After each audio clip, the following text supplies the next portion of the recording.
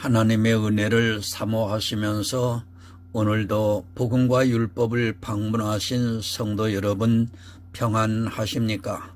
이 시간은 429번째 설교 시간으로 약속을 믿는 자들에게 주려 함이니라 라고 하는 작은 제목을 가지고 여러분들에게 영적 설교를 전하고자 합니다. 이 시간을 통해서 여러분의 믿음이 부요해지기를 간절히 사모하면서 전하고자 합니다. 오늘 성경의 본문은 갈라디아서 3장 19절에서 22절이 되겠습니다. 그런즉 율법은 무엇이냐? 범법함을 인하여 더한 것이라. 천사들로 말미암아 중보의 손을 빌어 베푸신 것인데 약속하신 자손이 오기까지 있을 것이라. 중보는 한편만 위한 자가 아니니 오직 하나님은 하나이시니라. 그러면 율법이 하나님의 약속들을 거스르느냐? 결코 그럴 수 없느니라. 만일 능히 살게 하는 율법을 주셨다면 의가 반드시 율법으로 말미암았으리라. 그러나 성경이 모든 것을 제 아래 가두었으니 이는 예수 그리스도를 믿음으로 말미암은 약속을 믿는 자들에게 주려 함이니라. 아멘. 사랑과 은혜가 많으신 아버지 하나님 감사합니다. 이 시간도 복음과 율법을 전할 수 있도록 은총을 베풀어 주시는 것을 감사합니다. 특별히 갈라디아에서 말씀을 하고 계시는 율법에 대해서 하나님 오늘도 전하고자 합니다. 그리고 하나님께서는 약속을 믿는 자들에게 바로 은혜, 즉 영혼 구원을 주시겠다고 하시는 말씀입니다. 이 말씀은 율법에 대해서 알아야 해결이 될 수 있는 문제입니다. 예수 그리스도를 오늘날 많은 사람들이 믿는다고 하면서 교회 안에서 모든 율법의 행위를 함께 하고 있다고 하는 사실은 결국은 예수 그리스도의 십자가를 부정하는 행위로서 하나님 앞에 아주 악한 일이라고 하는 사실을 하나님 오늘 전하고자 합니다. 그들은 악인의 길에서 결코 돌아오지 못하면 영혼 구원이 없다고 하는 사실을 하나님 전하고자 합니다. 성령께서 함께 해주시고 이 시간을 통해서 한 영혼이라도 구원에 이를 수 있기를 간절히 사모하면서 예수 그리스도의 이름으로 기도드리옵나이다. 아멘. 하나님의 은혜를 사모하시는 성도 여러분, 이 시대가 타락했습니다. 그러나 자기들이 타락을 했다는 것을 모르고 있습니다. 지금 이 시대는 성경에서 검은 쥐를 보고 휜쥐라고 하니까 모든 사람들이 검은 쥐를 휜쥐로 믿고 있는 그런 시대입니다. 거대한 다수가 검은 쥐를 휜쥐라고 하니까 거기에 저항을 할 수 있는 사람이 거의 없습니다. 아니, 저항도 못하고 있습니다. 검은 쥐를 보고 휜쥐라고 하면 이 시대는 오히려 이단이라는 소리를 듣게 되어 있습니다. 그러나 그 검은 쥐를 볼 수 있는 사람이 너무 적어서 다수가 그렇다고 하는 것에 따라가고 있습니다. 사실 검은 쥐를 볼 수 있는 눈이 이 시대는 없습니다. 사람들의 눈에는 분명히 휜쥐로 보이기 때문에 상상도 할 수 없습니다. 100년이 넘었습니다. 벌써 4세대가 세뇌가 되어 있습니다. 한국에는 진리를 가진 선교사들이 들어온 것이 아니라 자기들의 의를 드러내기 위한 다른 복음을 가진 자들이 들어오다 보니까 사실 시작부터 잘못되었다고 보아야 합니다. 미국이나 유럽의 교회 안에 있는 경건주의나 율법주의자들의 중산층의 욕구를 해소하기 위해서 우리나라에 복음이 전파되었다고 해도 틀린 말이 아닙니다. 정욕에서 시작이 되었습니다. 그 정욕이 사람의 이성에는 너무도 잘하는 것이었고 그것을 우리나라 교회가 그대로 받아들이면서 처음부터 진리에서 벗어났다고 해도 절대 틀린 말이 아닙니다. 미국의 청교도들이 우리나라에 복음을 전한 것은 아주 자랑스럽게 생각을 하고, 그들은 마치 의인과 같이 생각을 하고 있는 사람들이 너무도 많이 있습니다. 여러분, 과연 그렇겠습니까? 물론 사람의 이성으로 볼 때는 감사해야 하는 일입니다. 그러나 당시 미국에는 중산층이 두터워지기 시작을 했고, 그들이 교회 안에서 무엇인가를 해야 하는 목표가 있어야 했습니다. 그것이 바로 선교입니다. 가장 가난한 나라에 선교사를 파송함으로 자기들이 하나님을 위해 대단한 일을 한 것으로 생각을 하게 되었습니다. 그 일에 너무도 열심을 내서 중산층들이 모두가 그 일에 협력을 했습니다. 우리나라의 지금도 마찬가지입니다. 교회 안에 있는 그런 사람들의 관심을 어디로 돌리고 있습니까? 제일 만만한 것이 바로 선교입니다. 이 선교를 한다고 하면 어느 누구도 반대를 못하고 있습니다. 주님께서 우리 성도들에게 부탁하신 말씀이기 때문에 그것을 반대하는 것은 주님의 일을 반대하는 것과 같이 생각이 되기 때문에 무리를 해서라도 선교를 하고 있습니다. 여러분, 선교는 해야 합니다. 제가 그것을 반대하는 것이 아닙니다. 그러나 진리가 없는 자들이 선교를 나가서 복음을 전하는 것은 한마디로 재앙과도 같다는 것을 우리가 깨달아야 합니다. 진리가 있는 성도가 다른 나라에 가서 바른 복음을 전하는 일이야말로 주님께서 너무도 기뻐하실 일입니다. 그러나 우리나라의 대표적인 교회를 보시기 바랍니다. 상계동에 있는 교회입니다. 그 교회는 건물도 짓지 않고 선교사를 많이 파송을 하고 있습니다. 그러다 보니까 사람들이 열광을 하고 있고, 또 단기 선교를 다녀오면서 자기들이 가난한 나라에 가서 그들을 돕고 복음을 전하는 것을 보면서 대단한 자부심을 갖고 있습니다. 그 교회가 성장을 한 배경이 바로 선교입니다. 그런데 어떻습니까? 무엇으로 선교를 하고 있습니까? 자기들이 율법의 행위를 통해서 선교를 하고 있습니다. 자기들이 율법으로 지키고 있는 것을 통해서 선교를 하고 있습니다. 그런데도 선교라는 그것만으로 자기들이 어떤 짓을 하고 있는지조차 깨닫지를 못하고 있습니다. 선교를 하면 뭐합니까? 예수 그리스도의 십자가를 거절하는 행위를 한 그것으로 선교를 한다는 자체가 아무런 의미가 없습니다. 그것은 선교가 아니라 마치 중세시대의 십자군 전쟁을 하고 있는 것과 조금도 다르지가 않습니다. 자기들의 욕망을 밖으로 분출을 하기 위해 선교라는 미명 아래 예수 그리스도의 십자가를 거절하는 행위를 하면서 그 일에 아주 열심을 내고 있습니다. 저는 선교가 아니라고 봅니다. 방법만 다르지 그것은 한마디로 십자군 전쟁입니다. 시대가 변화해서 전쟁을 할 수가 없어서 그렇지, 이 시대의 돈이라는 막강한 힘을 가지고 전쟁을 해서 그들을 굴복시키는 일을 하고 있습니다. 그리고 돈이라는 힘을 가지고 예수를 믿으라고 권하고 있습니다. 그것이 과연 선교라고 여러분 생각을 하고 있습니까? 더구나 그 돈이 어떻게 나왔습니까? 예수 그리스도께서 십자가에서 폐하신 율법을 지키는 것으로 그 돈이 나오고 있습니다. 11조를 통해서 그 돈을 만들고 있습니다. 또 자기들이 만든 율법의 헌금, 선교 헌금을 통해서 그 돈을 만들어서 가난한 나라에 가서 돈을 뿌리면서 선교를 한다고 하고 있고, 그 돈에 굴복이 되어서 들어오는 사람들의 숫자를 보고 마치 예수 그리스도의 복음이 전파되는 것으로 오해를 하고 있습니다.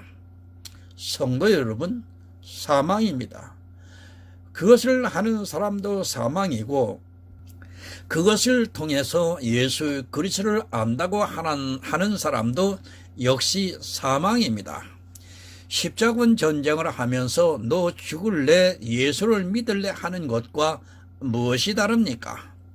그런 율법에 사로잡혀 있는 사람들이 교회 안에서 정욕을 발산하고 싶은 것이 바로 선교입니다. 그런 정욕에 사로잡혀 있으면서도 자기들이 대단하게 예수 그리스도를 잘 믿고 있다고 착각을 하고 있습니다. 다시 말씀을 드립니다. 제가 선교를 반대하는 것이 절대로 아닙니다. 문제는 복음이 없는 사람들이 정욕에 사로잡혀서 하고 있는 일이라는 말씀입니다. 자기들은 그것이 하나님에 대한 열심이라고 할지 몰라도 그것은 분명히 율법을 가지고 선교를 하는 것이기 때문에 선을 행하는 것이 아니라 오히려 악을 행하고 있다는 것을 여러분 깨달아야 합니다. 우리나라가 기독교 국가입니까? 자랑하지 마시기 바랍니다. 그 숫자가 비약적으로 늘고 세계 역사상 이렇게 복음이 빨리 전파된 나라가 없다고 해도 그것은 아무 의미가 없습니다. 지금 이 시대 교회는 다 율법주의에 빠져 있습니다. 아니 처음부터 경건주의와 율법주의로 전해졌다고 보는 것이 맞습니다. 진리를 전한다고 했지만 그들은 자기들의 정력을 해소하려고 우리나라에 율법주의를 전했습니다. 축복이 아닙니다. 그것은 오히려 저주를 받고 있다는 것을 알아야 합니다. 사람들은 기독교의 영향으로 우리나라가 이렇게 발전을 했다고 말합니다. 표면적으로 그렇게 보일지는 몰라도 우리나라에 전파된 복음은 다른 복음이기 때문에 저주를 전했다는 것을 여러분 깨달아야 합니다. 지금 우리나라 교회가 얼마나 기복주의에 빠져 있는가를 보시기 바랍니다. 참고로 신명기 30장 15절을 보겠습니다. 보라, 내가 오늘날 생명과 복과 사망과 화를 내 앞에 두었나니. 예수를 전하고 있습니까? 거기에는 반드시 두 가지가 있습니다. 생명의 복과 사망의 화가 있다는 것을 아시기 바랍니다. 예수님께서 바리새인들에게 화 있을진저라는 말씀이 얼마나 많이 했는가를 깨달아야 합니다. 복음을 전한다고 했지만 우리나라에는 사망의 화가 전해졌다는 것을 분명히 깨달아야 합니다. 생명의 복이 전해졌습니까? 아마도 교회 안에 있는 사람들은 그렇게 믿고 있을 것입니다. 그러나 율법을 지키고 있는 이 시대의 교회는 분명히 사망과 화를 전했다는 것을 깨달아야 합니다. 미국의 선교사들이 우리나라에 와서 가장 먼저 한 것이 무엇입니까? 바로 법을 세우는 일이었습니다. 심지어는 술을 먹어서는 안 된다는 아주 기가 막힌 법을 세워놓았습니다. 사망과 화입니다. 세계 어느 나라에도 없는 술을 먹지 말라는 법을 만들어 놓았습니다. 그것뿐 아니라 교회 안에는 수도 없이 많은 법을 만들어 놓고 교인들을 그 법에 매이게 했습니다. 그것은 진리의 모양을 갖추고 들어온 사단의 유혹이라는 것을 여러분 반드시 깨달아야 합니다. 그렇게 100년이 지나는 동안 법은 더욱 견고하게 서 있고 사람들은 꼼짝을 못하고 그 법에 포승줄로 감겨 있습니다. 여러분 착각하지 마시기 바랍니다. 내가 전하는 복음이 다른 복음이라면 그 선교는 그 나라의 사망과 화를 가져다 준다는 것을 깨달아야 합니다. 그냥 사망과 화를 가져다 주는 것이면 괜찮습니다. 어차피 죽어야 할 사람들이기 때문에 사망을 가져다 주었다면 큰 문제가 되지 않습니다. 그러나 화입니다. 그냥 사망을 당하면 그나마 다행입니다. 그러나 복음을 전한다고 하면서 그들에게 화를 가져다 주었습니다. 이 일이 얼마나 무서운 일인가를 모르고 지금 이 시대 우리나라 교회도 그들을 따라서 아주 열심을 내고 있습니다. 그냥 세상 죄인으로 죽어야 하는 그들에게 화를 가져다 주어서 하나님으로부터 진노를 받게 만들고 있습니다. 교회는 축복만 있는 것이 아닙니다. 반드시 화가 있다는 것을 우리는 늘 기억하고 있어야 합니다. 이 화에 대해서는 성경에서 말씀을 하고 있습니다. 이 세상 사람들이 화를 당하는 것이 아니라 교회 안에 있는 사람들이 화를 당한다는 것을 반드시 알아야 합니다. 요한계시록에 보면 화를 당하는 자가 누구인가를 아주 잘 가르쳐주고 있습니다. 교회 안에 있지만 진리를 모르고 있는 사람들이 화를 당합니다. 천국입니다.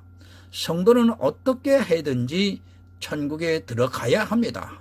그런데 교회에 나와서 화를 당한다고 생각해 보시기 바랍니다.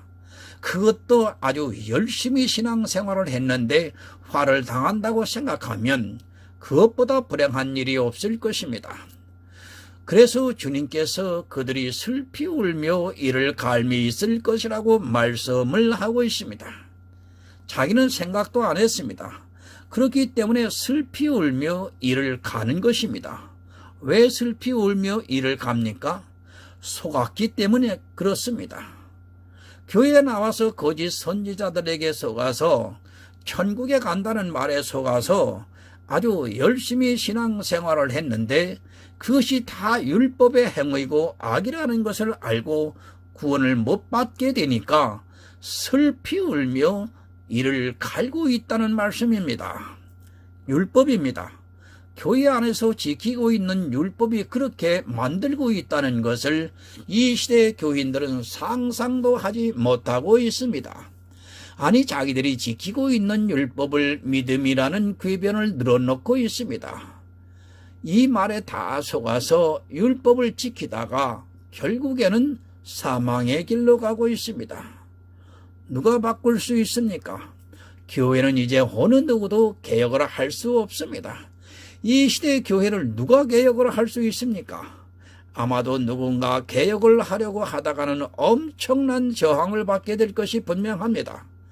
그러나 여러분, 살 수 있는 방법이 있습니다. 교회를 개혁하려고 하지 마시고 나를 먼저 살리시기 바랍니다. 내가 생명이 있으면 나를 통해서 천하보다도 귀한 한 영혼이 구원을 받을 수 있습니다. 내가 진리로 행하시기 바랍니다. 우선 내 가족은 그래도 구원의 길로 인도할 수 있습니다. 그리고 할 수 있다면 내 이웃의 어느 누구라도 구원할 수 있습니다. 이것을 작은 일로 보지 마시기 바랍니다. 10만 명이 들어가 있는 교회가 음녀가 되어 하나도 구원을 못 받는데 내가 진리를 알아 내 가족을 구원한다는 그것은 보이는 10만 명의 교회보다 더 귀한 일을 하게 되는 것입니다. 저는 그것을 바라고 있습니다.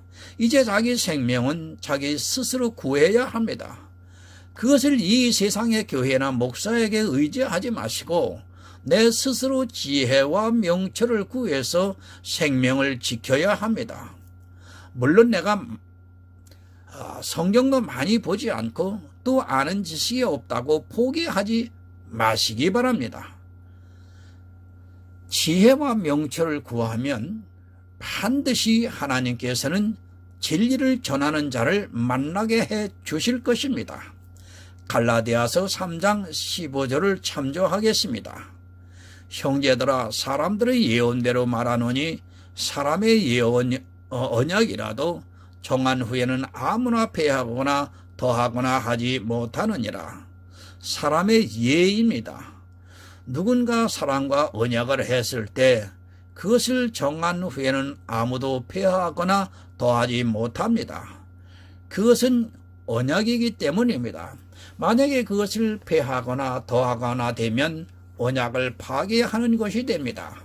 물론 세상에는 언약을 파괴하는 사람도 있습니다. 그러나 정상적이라면 언약을 더하거나 폐하지 못한다는 것을 사람의 예로 말씀을 하고 있습니다. 무엇을 말씀합니까? 갈라디아서 3장은 믿음과 율법에 대해서 말씀을 하고 있습니다. 믿음은 언약을 믿는 것을 말씀하고 있고 율법은 행위를 말씀하고 있습니다. 아브라함이 언약으로 믿음으로 의롭다 함을 얻었습니다. 율법이 있기 전에 이미 아브라함은 하나님의 언약을 믿음으로 의롭다 함을 얻었다고 말씀을 하고 있습니다. 그리고 그 언약을 사람의 예대로 말씀하면서 그것을 정한 후에는 아무나 배하거나 더하지 못한다고 말씀을 하고 있습니다. 여러분, 무슨 말씀입니까? 아브라함이 믿음으로 의롭다 함을 얻었습니다.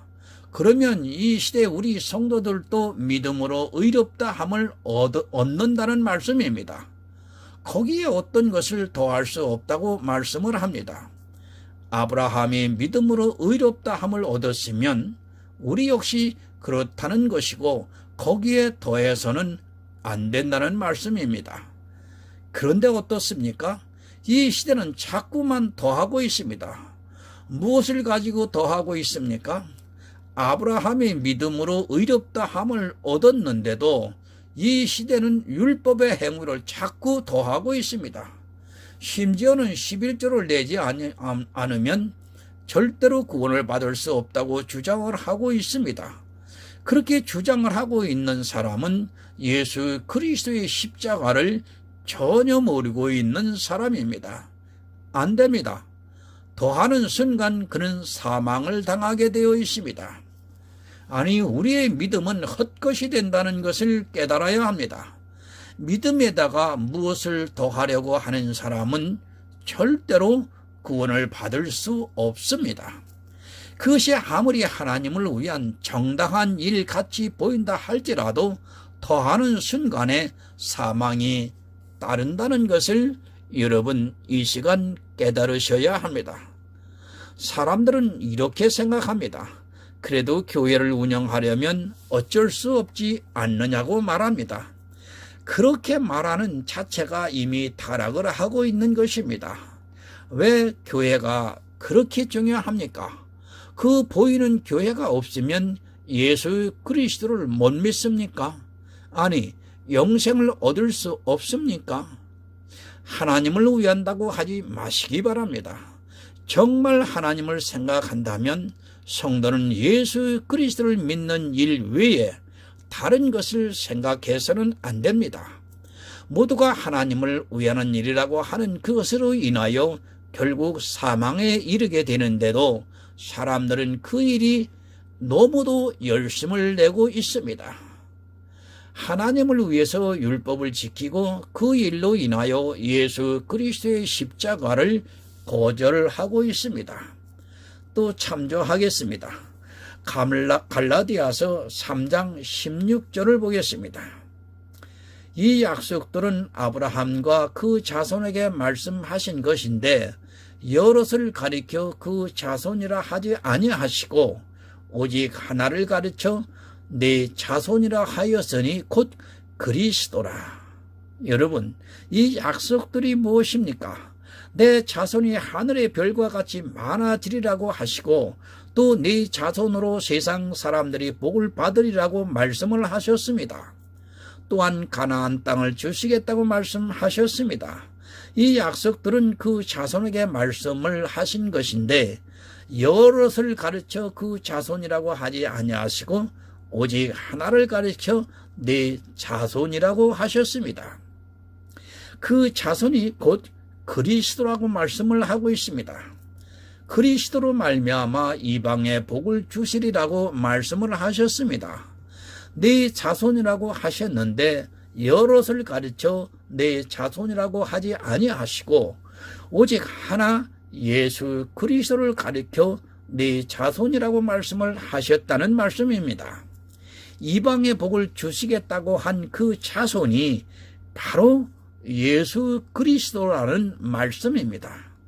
성도 여러분, 오직 예수입니다.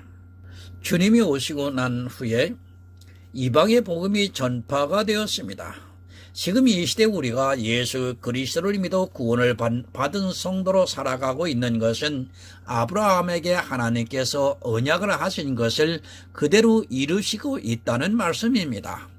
그 언약을 폐하거나 더하지 않고 지금 우리가 아브라함과 동일한 믿음으로 구원을 받게 하시고 있습니다. 예수 그리스도입니다. 아브라함도 믿음으로 의롭다 함을 얻었습니다. 이것은 우리가 지금 이 시대 예수 그리스도를 믿음으로 의롭다 함을 얻는 것과 같은 동일한 언약이 있기 때문이라는 말씀입니다. 그리고 이 언약들은 아브라함과 그 자손들에게 하신 언약인데 예수 그리스도를 믿음으로 구원을 얻게 하시는 하나님의 언약이라는 말씀입니다. 누구로 복을 받습니까? 예수 그리스도로 복을 받습니다. 이 세상의 복이 아니라 천국의 복을 아브라함과 그의 자손들이 받고 있습니다.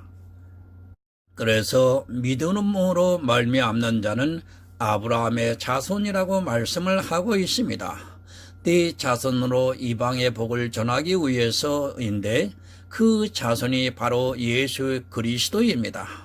그 자손으로 복을 받은 것은 아브라함과 그의 자손으로 복을 받게 하기 위해서입니다. 그것은 오직 믿음입니다. 그러나 이 시대는 이 믿음을 너무도 모르고 있습니다. 아니 율법의 행위를 가지고 믿음이라는 이상한 궤변을 늘어놓고 있습니다. 성경은 분명히 예수 그리스도로 말미암아 하나님과 그 자손들이 복을 받으리라고 말씀을 하고 있고 아브라함이 믿음으로 의롭다 함을 얻은 것 같이 우리도 역시 믿음으로 의롭다 함을 얻는다고 말씀을 하고 있지만 사람들은 점점 더 율법의 행위에 빠져들어가고 있습니다. 갈라디아서 3장 17절을 보겠습니다. 내가 이것을 말하노니 하나님이 미리 정하신 언약을 430년 후에 생긴 율법이 없이 하지 못하여 그 약속을 헛되게 하지 못하리라. 참으로 중요한 말씀입니다. 하나님께서 아브라함이 믿으니까 의롭다 하셨습니다. 이것은 하나님께서 아브라함을 통해서 언약을 하신 것입니다. 믿음으로 의롭다 함을 얻었으면 예수 그리스도로 말미암아 천국의 복을 얻은 자라는 말씀입니다. 사도 바울이 지금 그것을 말씀하고 있습니다. 그런데 율법이 언제 생겼습니까? 아브라함이 믿음으로 의롭다 함을 얻은 후 430년이 지난 후에 율법이 이스라엘에게 주어졌습니다. 이 율법이 후에 생겼지만 아브라함이 의롭다 함을 얻은 것을 헛되게 하지 못하리라고 말씀을 하고 있습니다. 세번역으로 한번 참조해 보겠습니다. 내가 말하는 것은 이것입니다. 하나님께서 이미 맺으신 언약을 430년 뒤에 생긴 율법이 이를 무효로 하여 그 약속을 폐하지 못합니다. 아브라함이 믿음으로 의롭다 함을 얻었습니다. 그런데 430년이 지난 후에 율법이 주어졌습니다. 이 율법이 아브라함이 믿음으로 의롭다 함을 얻은 것을 무효로 하여 약속을 폐하지 못한다고 말씀을 하고 있습니다. 이스라엘이 가나안에 들어간 것은 율법으로 들어간 것이 아니라는 것을 분명하게 가르쳐주고 있습니다. 율법을 너무 모르고 있습니다. 아브라함이 의롭다 함을 얻은 것은 여러분 믿음입니다. 그런데 430년이 지난 후에 율법이 생겼습니다. 율법으로는 의롭다 함을 얻은 육체가 없다고 성경에 정의를 내리고 있습니다. 그것은 아브라함도 역시 율법으로는 의롭다 함을 얻을 수 없다는 말씀입니다. 그러나 아브라함이 믿음으로 의롭다 함을 얻었는데 율법이 생기고 보니까 그 율법으로는 의롭다 함을 얻을 수 없지만 이 율법이 아브라함이 의롭다 함을 얻은 것을 무효로 하거나 그 약속을 폐하지 못한다고 말씀을 하고 있습니다. 성도는 여러분 아브라함의 자손입니다. 그럼 우리 역시 믿음으로 의롭다 함을 얻었습니다. 아브라함이 율법으로는 의롭다 함을 얻을 수 없지만 율법이 의롭다 함을 얻은 것을 무효로 하게 하지 못한 것과 같이 우리 역시 율법이 믿음으로 의롭다 함을 얻은 것을 무효로 하게 할 수 없다는 말씀입니다. 이 얼마나 감사합니까? 그런데도 이 시대는 율법을 지키고 있습니다. 자기들의 말로는 의롭다 함을 얻기 위해서가 아니라 성도로서 이 세상을 살기 위해서라고 하지만 그것은 말장난에 불과합니다. 율법이라는 자체가 의롭다 함을 얻기 위해서라고 사도 바울이 말씀하고 있습니다. 그런데 사람들은 성도의 삶이라고 아주 그럴듯하게 미혹을 하고 있습니다. 아브라함의 자손입니다. 왜 아브라함의 자손이라고 하는가를 여러분 알아야 합니다. 그것은 율법이 우리가 믿음으로 의롭다 함을 얻은 것을 무효하게 할 수 없다는 것을 가르쳐주고 있는 말씀입니다. 이렇게도 명확하게 우리에게 가르쳐주고 있지만 이 시대는 율법에 빠져서 나오지를 못하고 있고 믿지를 않고 있습니다. 갈라디아서 3장 18절을 한 번 더 보겠습니다. 만일 그 유업이 율법에서 난 것이면 약속에서 난 것이 아니리라. 그러나 하나님의 약속으로 말미암아 아브라함에게 은혜로 주신 것이라. 여러분, 하늘의 복입니다. 만일 아브라함이 의롭다 함을 얻은 것이 율법에서 난 것이면 약속에서 난 것이 아니라고 말씀을 하고 있습니다. 사도 바울은 계속해서 율법을 지키지 말라고 말씀을 하고 있지만 사람들은 이 말씀을 보고도 이 세상에서 성도로서 살아가야 한다는 아주 그럴듯한 핑계를 내면서 교회 안에 들어와 있는 사람들을 율법의 저주 아래로 끌고 가고 있습니다. 은혜입니다. 아브라함이 믿음으로 의롭다 함을 얻은 것은 여러분 은혜입니다. 만약 430년 후에 생긴 율법으로 의롭다함을 얻었다면 그것은 은혜가 아니라 당연한 권리입니다. 그러나 아브라함도 역시 우리와 같이 죄인이지만 믿음으로 의롭다함을 얻었다는 것을 가르쳐주고 있습니다. 우리에게 믿음을 주시는 것은 은혜입니다. 그것을 아브라함에게도 주셔서 의롭다 하시고 또 이 시대를 살아가고 있는 우리에게도 은혜를 주셔서 의롭다 하시고 있습니다. 다시 말씀을 드립니다. 아브라함이 받은 믿음이나 내가 오늘 이 시대에 하나님의 은혜로 받은 믿음이나 동일하다는 이야기입니다. 차별이 없다는 말씀을 이 시간 더 강조하고 싶습니다. 믿음을 모릅니다. 이 믿음을 주신 것은 여러분 정말 은혜입니다. 정말 이 믿음의 비밀을 알고 있는 성도만이 은혜라는 것을 알고 있습니다. 그러나 사람들은 그저 교회에 나와서 예수 그리스도를 믿는다고 하면 믿음이 있는 것으로 생각을 하고 있습니다. 그들이 율법을 지키고 있다면 이미 약속을 따르지 않고 있기 때문에 믿음이 없는 사람이라는 것을 여러분 깨달아야 합니다. 믿을 수 있습니까? 절대 믿지 못합니다. 율법을 지키지 말고 예수 그리스도를 믿으라는 이 말씀이 이해가 되십니까? 율법을 지키고 있는 사람들에게는 도무지 이해가 안 되는 말씀이고 받아들일 수도 없습니다. 교회에 나와서 예수 그리스도를 믿는다고 하는 것은 믿음이 아닙니다. 그런 믿음은 이 세상의 종교적인 믿음이지 성경에서 가르쳐지고 있는 믿음과는 전혀 다릅니다. 이제 본문을 보겠습니다. 갈라디아서 3장 19절에서 20절을 좀 보겠습니다. 그런즉 율법은 무엇이냐? 범법함을 인하여 더한 것이라. 천사들로 말미암아 중보의 손을 빌어 베푸신 것인데 약속하신 자손이 오시기까지 있을 것이라. 중보는 한편만 위한 자가 아니니 오직 하나님은 하나이시니라. 아멘. 공동 번역을 참고로 한번 보겠습니다. 그러면 율법은 무엇 때문에 있게 되었습니까? 그것은 약속된 그 후손이 오실 때까지 제가 무엇인지 알게 하시려고 덧붙여 주신 것입니다. 그리고 이 율법은 천사들을 통하여 중재자의 손을 거쳐 제정된 것입니다. 여러분, 율법을 왜 주셨습니까?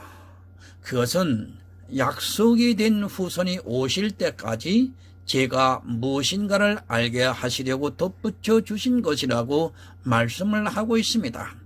예수 그리스도께서 오실 때까지 제가 무엇인가를 알게 하기 위해서 주신 것입니다. 율법의 기능이 바로 이것입니다. 그런데 주님이 오셨습니다. 이제 오셨으면 그 기능은 다 한 것입니다. 주님이 오시기 전까지 제가 무엇인가를 알게 하시려고 하셨다면 이제 우리 가운데 주님이 오셨으면 율법은 더 이상의 기능을 해서는 안 된다는 말씀입니다. 그런데 이 시대는 율법에 대해서 너무도 모르고 있습니다. 주님이 오셨다가 하늘에 올라가셨지만 오히려 점점 더 율법을 지키려고 노력을 하고 있습니다. 여러분, 정말 율법 바로 아시기 바랍니다. 약속하신 자손 예수 그리스도께서 오셨다 가셨습니다. 이제 우리 개인의 심령에도 주님의 영이 오셨습니다. 그러면 율법은 더 이상 기능을 해서는 절대로 안 됩니다. 율법을 지키고 있다는 것은 주님의 영이 아직 그 마음에 없다는 것을 증거하고 있는 것입니다. 참으로 안타까운 것은 교회가 율법에 대해서 너무 모르고 있습니다. 예수 그리스도께서 내 안에 오셨습니까? 그렇다면 당연히 율법은 그 기능을 다 한 것입니다. 그것을 사도 바울이 지금 갈라디아에서 분명하게 가르쳐주고 있습니다. 정말 내가 한 가지라도 율법을 지키고 있는가를 냉정하게 생각해 보시기 바랍니다. 이 시대 교회 안에 있는 사람들이 얼마나 많은 율법을 지키고 있습니까? 그 율법으로 자기들이 당할 화를 전혀 생각도 하지 못하고 있습니다. 다 율법입니다. 교회 안에서 하고 있는 거의 모든 행위가 율법입니다. 성경에 기록이 되어 있는 것만이 율법이 아닙니다. 정죄를 하고 있고 삼가 지키고 있다면 그것은 무조건 율법이라는 것을 여러분 깨달아야 합니다. 예수 그리스도께서 오시지 않았기 때문에 사람들은 이 율법을 지키고 있습니다. 율법과 약속을 바로 알아야 합니다. 이 율법과 약속이 반대되는 것이 아니라는 것을 가르쳐주고 있습니다. 율법은 율법이고 약속은 약속입니다. 그것을 사도 바울이 우리에게 가르쳐주고 있습니다. 중보는 한편만 의한 자가 아니니 하나님은 하나이시라고 말씀하고 있습니다. 율법이 중보를 할 수 있는 것이 아니라 하나님의 약속이 중보를 하고 있다고 말씀을 하고 있습니다. 그 약속을 예수 그리스도께서 우리에게 해 주셨습니다. 갈라디아서 본문 3장 21절을 보겠습니다. 그러면 율법이 하나님의 약속들을 거스리느냐? 결코 그럴 수 없느니라.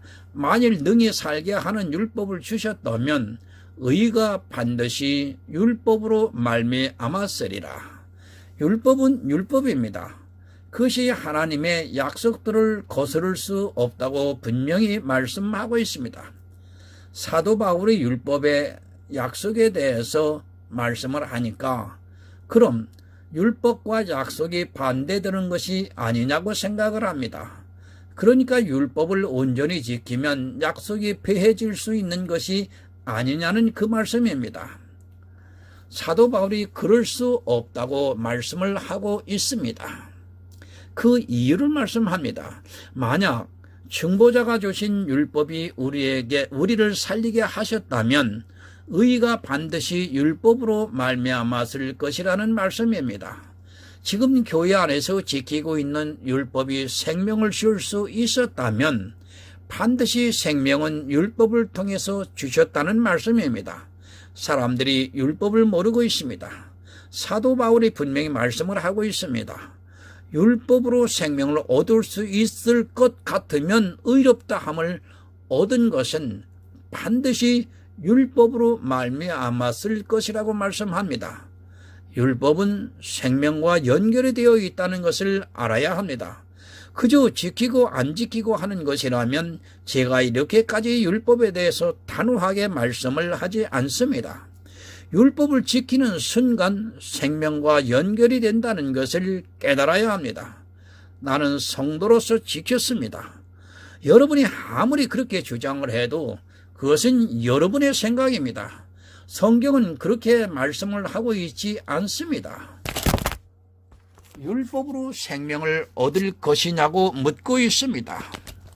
율법을 지키고 있는 자체가 생명을 얻기 위해서 지키고 있다고 말씀을 하고 있습니다. 성경이 그렇다고 말씀을 하고 있으면 우리는 그렇게 받아들여야 합니다. 예수 그리스도께서 오셨습니까? 내 안에 예수 그리스도의 영이 있는가를 알 수 있는 첫 번째 표정이라는 것을 여러분 깨달아야 합니다. 주님이 오실 때까지 율법을 주셨는데 주님이 오셨다면 당연히 이 율법이 내게서 없어져야 합니다. 갈라디아서 3장 22절을 보면 그러나 성경의 모든 것은 제 아래 가두었으니 이는 예수 그리스도를 믿음으로 말미암은 약속을 믿는 자들에게 주려 함이니라. 아니라는 말씀입니다. 율법은 의롭다 함을 얻는 것이 절대 아니라는 말씀입니다. 율법을 주신 것은 율법을 보고 이 세상 모든 사람이 제 아래 갇혔다는 것을 깨닫게 해 주시기 위해서입니다. 제 아래 갇힌 사람은 예수 그리스도의 십자가를 믿을 수밖에 없습니다. 제 아래 갇혀 있으면서도 아직까지 율법을 지키고 있습니다. 스스로 화를 자초하고 있습니다. 여러분, 왜 율법을 주셨습니까? 주님이 오시기까지 왜 율법을 주셨습니까? 이 세상 사람들을 모두 죄 아래 가두고 예수 그리스도를 믿게 하시기 위해서인 것입니다. 사도 바울은 예수 그리스도를 믿으라고 말씀을 하고 있습니다. 우리에게 약속을 하신 것은 예수 그리스도를 믿는 자들에게 약속을 주시기 위해서라고 말씀을 하고 있습니다. 그 약속이 여러분 무엇입니까? 내가 생명이요 부활이니 나를 믿는 자는 영원히 죽지 않을 것이라는 약속입니다. 그런데 이 약속을 믿지 않고 교회는 점점 더 율법주의화되어 가고 있습니다. 천국은 오직 예수 그리스도를 믿음으로 그 믿는 자들에게 주시고자 우리에게 약속을 하셨습니다. 여러분, 율법 버리시기 바랍니다. 정말 예수 그리스도의 영이 있는 성도는 절대로 이 율법을 지키지 않고 있습니다.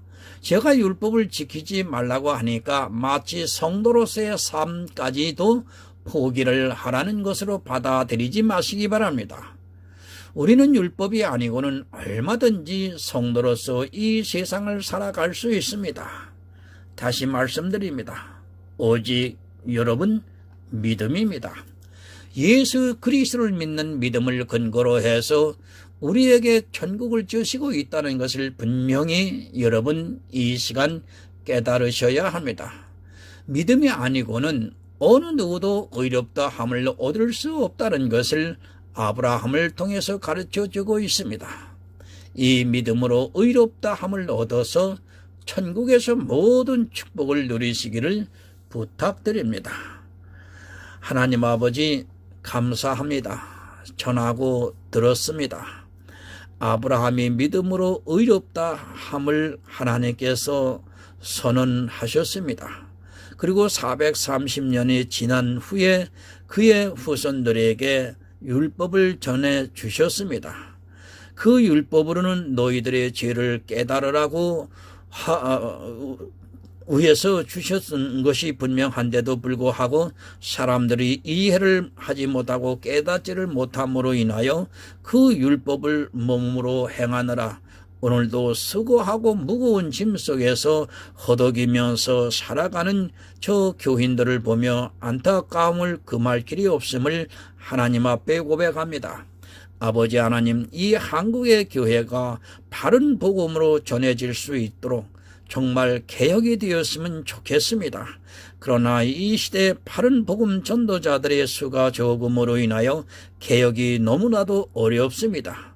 이제는 먼저 복음을 받은 저희들이 한 영혼 한 영혼을 구원시키는 일이 우선이 아닌가 생각합니다. 하나님, 이 복음과 율법의 설교 시간을 통해서 한 영혼이라도 구원에 이르는 하나님의 아들들이 탄생이 되기를 정말 간절히 사모하면서 간구합니다. 하나님, 은총을 베풀어 주시옵소서. 그리고 듣는 자의 귀가 열리고 눈이 바로 진리의 안으로 떠지게 하여 주시옵소서. 예수 그리스도의 이름으로 기도드리옵나이다. 아멘.